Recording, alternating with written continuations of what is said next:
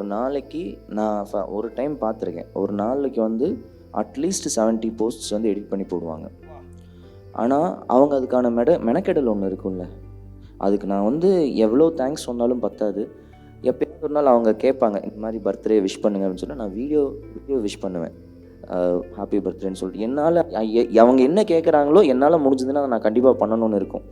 ஏன்னா முகம் தெரியாமல் ஒருத்தன் உள்ளே வந்தவனுக்கு வந்து 2022 உள்ளே வந்தவனுக்கு வந்து ஃபேன்ஸுங்கிறதுனாலே என்னன்னு தெரியாது. நம்மளும் பேக் எண்டில் ஒர்க் பண்ணிட்டு இருந்தவங்க தான். ஸோ என்ன வேலை கிடைச்சாலும் மீடியாக்குள்ளே வேலை பார்ப்பேன். ஒரு அவார்ட் ஷோக்கு வெறும் ஹீரோயின்ஸ் எல்லாம் வருவாங்க, அவங்களுக்கு போஸ்ட் சொல்லி தரணும். அந்த வேலையிலேருந்து எல்லா வேலையும் நான் பார்த்துருக்கேன். ஸோ அசிஸ்டன்ட் டைரக்டராக இருந்திருக்கேன், எடிட்டர் கூட இருந்திருக்கேன், லைட்மேன் கூட ஒர்க் பண்ணியிருக்கேன், எல்லா வேலையும் பார்ப்பேன். ஸோ அந்த மாதிரி இருக்கும்போது அப்படி இருக்கிற ஒருத்தன் உள்ளே வர்றவனை வந்து அக்செப்ட் பண்ணிக்கிறாங்கல்ல. இப்போ இருக்கிற மக்களை ஏமாற்றவே முடியாது, நிஜம். Everybody is a critic no. So அப்படி இருக்கிற சுச்சுவேஷனில் நம்மளை ஒருத்தவங்களுக்கு பிடிச்சி இவ்வளோ பேர் நம்மளை பிடிச்சிருக்கா, நம்மளை தான் சொல்கிறேன். எனக்கு சீரியஸாக ரியலைஸ் ஆகிறக்கே 1 year ஆச்சு.